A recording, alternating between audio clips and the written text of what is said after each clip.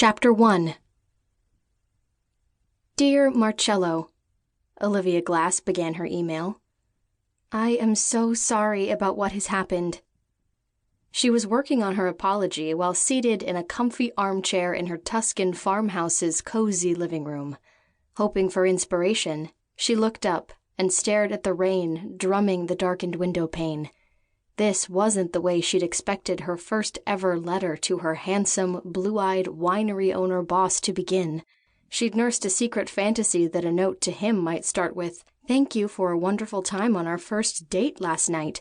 The dinner and wine, and of course your company, were amazing."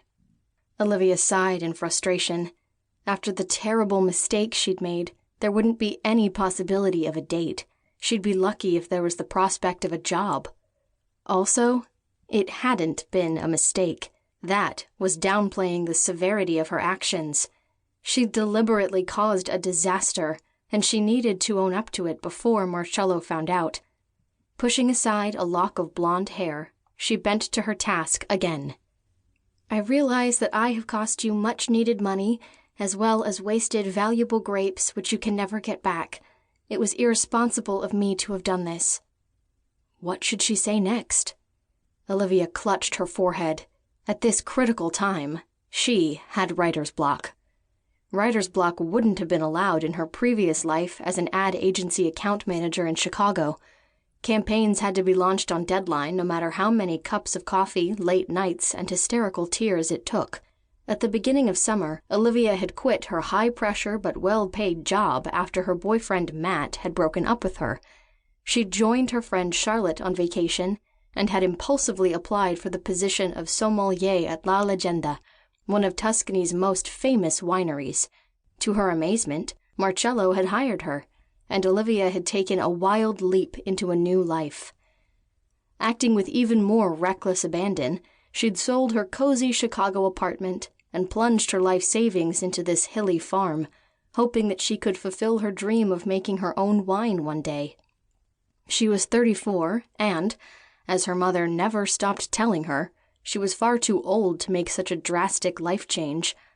Olivia kept reminding her mother that she'd already made the change, but Mrs. Glass seemed convinced that if she repeated her words often enough, she could rewind time and undo the folly of her daughter's actions. Rewind time. Olivia groaned, reminded again of her terrible misdemeanor. How was she ever going to make things right with Marcello? Would he trust her again? She wished she could backtrack a few weeks to reverse the damage she had done. With time on her mind, Olivia glanced at the clock on the wall. Appalled, she jumped to her feet. She'd been so focused on her work predicament, she'd forgotten about her evening chores. She needed to check whether her baby grapevines were weathering this gale-forced wind. And she had a goat to care for, an unpredictable goat who could have roamed anywhere by now in search of a nighttime snack.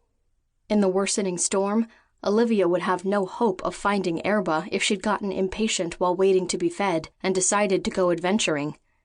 Hurrying to the array of clothing draped over the hall table, she pulled a rain jacket over a thick, water-resistant coat. After some thought, she stepped into Wellington boots and pulled on ski gloves. Finally, with some difficulty, she should have done it before the gloves, she wedged a rain hat onto her head, forcing the hat as far down as it would go. "Ready," she said, glancing apprehensively at the pitch-dark window. The downpour hadn't abated. In fact, it was worsening. Olivia hadn't expected rainstorms in Tuscany to be so dramatic, so tempestuous, so horizontal. Every storm was accompanied by gusting winds that threatened to sweep her off her feet. She wished there had been some warning about this.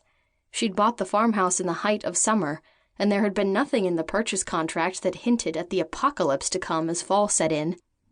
Olivia thought back to her Chicago apartment with a pang of regret. The modern place was well insulated, with double glazing, and the front door opened into the corridor. You could go the whole way downstairs and climb into a cab without getting as much as a drop of rain on your shoes. There had been years where she'd barely noticed it was winter. Weather had been an abstract concept, something that happened on the other side of the windows. Those days were over.